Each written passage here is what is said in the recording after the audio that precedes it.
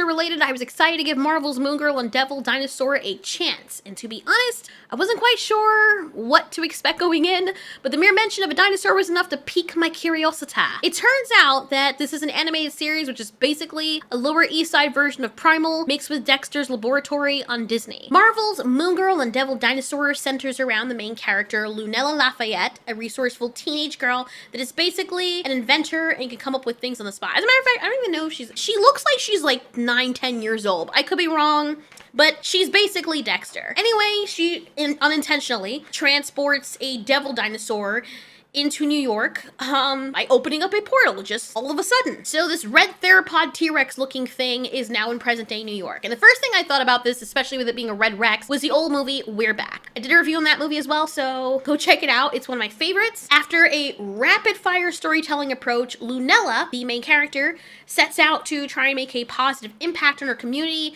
using her incredible technical skills, which ultimately leads to her transformation into the hero, Moongirl. And throughout her journey, she has this best friend named Cassie, who expertly manages her social media presence and is basically her agent. And I love the dynamic between Lunella and her ally. It's humorous, it's heartwarming, and it kind of makes you feel invested in the both of them. You can see, it is so clear that 2018 Spider-Man Into the Spider-Verse was definitely a huge source of inspiration for the show, and I actually looked up on that and was pleased to see that it was mentioned by the executive producers Lawrence Fishburne, the Matrix guy, and Steve Loader. It seems like a lot of animation nowadays is taking inspiration from that because they probably see the success of Into the Spider-Verse and they're like, you know what really did it? The animation. Yeah, let's make everything look like that. Kind of like what happened with Breath of the Wild and everyone started going that polygonal style of animation for video games. Which it does work because it's nice to look at. Although the frame rates are a bit choppy on this to the point where it seems as though the characters are basically teleporting on the spot to and fro just to make basic movements, which can be annoying to the eye. So the main character, Moongirl, has a very high-in-life, over-spastic personality, which fits the style of the animation,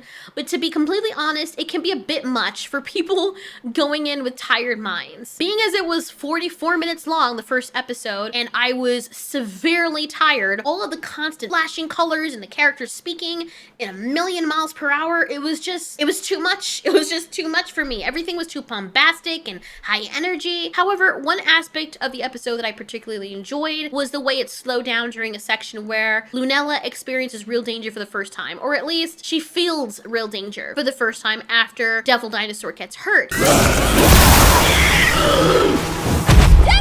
Especially when it involves her family. And this moment allowed for a shift in tone and gave viewers a chance to connect with the characters on a deeper emotional level, albeit for a very short time. It was a nice reminder that despite all of the excitement and the bombastic action going on, that there are real consequences and risks to the superhero lifestyle, and the characters are not invincible. So Lunella is then forced to make a decision out of fear and concern for her loved ones, and they did a good job of toning down the comedy and the lightheartedness so that it could feel authentic. I appreciate that because that's something that Marvel seems to not know how to do anymore often. And I actually mentioned that in my review of Ant-Man and the Wasp: Quantumania. One thing that also really stood out to me about Marvel's Moongirl and Devil Dinosaur was how they developed the character of Lunella's best friend, Casey. I appreciate that they didn't just treat her as some mere side character, even though that's kind of what she is, but they gave her life, they gave her purpose of her own. Casey is a very sweet and supportive character who brings out her own unique strengths and personalities. She brings stuff to the table. It's refreshing to see a show where the supporting characters are sort of fleshed out and they feel like real people rather than them just being there to serve the main character. And on top of that, the dynamic between Lunella and Casey, it feels very realistic and it's kind of enjoyable. And it's fun to see the nerdy protagonist then get teamed up with someone who's seen as a popular girl, probably someone who would have bullied her, and to see how their personalities kind of complement each other. Both characters, you can see that's a mutualistic friendship. They benefit from each other's friendship, and the show really does a good job of portraying a positive and supportive friendship, but yet you still see hurdles in their friendship as well when they have their first fight or falling out, and that's always good to see. Of course, this cartoon is all about being silly because nobody bats an eye when Lunella brings brings this big old red meat-eating dinosaur to New York. It's just probably something New Yorkers would get over pretty quickly, to be honest, so maybe it's not that unbelievable. But it's clear that this comic story took inspiration from We're Back, because the T-Rex dinosaur, it's not only red, like Rex from the movie We're Back, but his favorite food is hot dogs, just like Rex from the movie We're Back. Not only that, but it also takes place in present-day New York, and the Tyrannosaurus and other dinosaurs were brought from the future to the past in We're Back, and that happened in MOONGIRL Devil Dinosaur.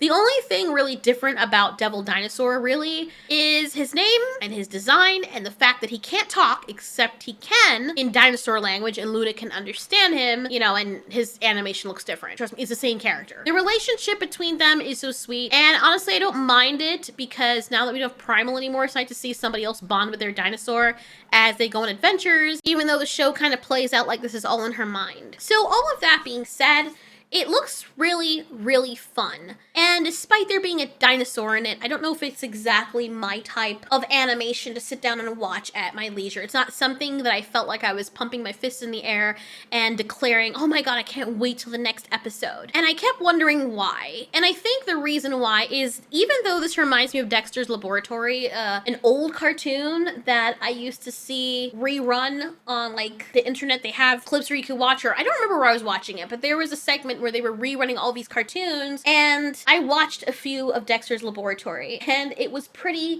interesting. Dexter, however, I found from the few clips or the episodes that I did watch, felt as though he earned his right to be called a genius. You could see him actively working on things, and it felt as though time kind of went by, even though it was also sort of fast-paced. Lunella's achievements seem so trivial and fleeting because it takes like half a second for her to create things. Like in this segment when her mom gives her this ancient cassette player and she makes something out of it. And I get it's probably geared towards little kids or people with really short attention spans. I'ma upcycle whatever this thing is. But for me, it's like I couldn't really even appreciate what she did because you don't really see her toiling over it or throwing out different blueprints of what she's making. Like with Dexter, we see him doing that, or we have some kind of inclination of time having gone by or how much work it takes, or Dee Dee trying to mess with his stuff and we seeing through his reaction to her trying to touch his stuff how important this stuff is. And we never really get that with Lunella.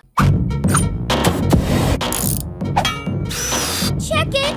The multi-spectrum moon scanner! So while this is an endearing tale of a smart girl and her dinosaur, I wish there was a little bit more relatability and basically build up. Maybe this is one of the cases where they should have told the story from showing what happens in the future first, the dinosaur stepping majestically from out of the portal, and Lunella's little cheeky narration such as, yes, this is me. I bet you're wondering how I ended up here, or how I ended up bringing a dinosaur from the past into the present in New York City. Then show her at school or show her dynamic. Right now, the character has no depth. I think that's the issue. And while that can probably be built on later, which you're probably going to do, because everything is so fast-paced, unless I have a 4-year-old whose eyes need to be kept busy at all times, there really is no appeal for me personally. This show is basically just pretty colors on the screen going really fast, and that's it. It's very superficial, unlike Jenny Tartakovsky's Primal, that told so much without the characters even needing to say a word. I'm sure it's unfair to compare the two as they're completely different styles of programs, but I guess it all boils down to preference. And I think MOONGIRL and Devil Dinosaur is definitely up the alley for a lot of people, especially those who are predominantly entertained by fast-paced animation. For me though, after watching episode 1, it was really cute, but not enough for me to want to go back and watch the second episode, even if there's a dinosaur in it. Overwhelms my senses, and not in a good way. Anyway, that's just my honest review. I'm glad that they're at least trying to do different things and use stories they haven't used before,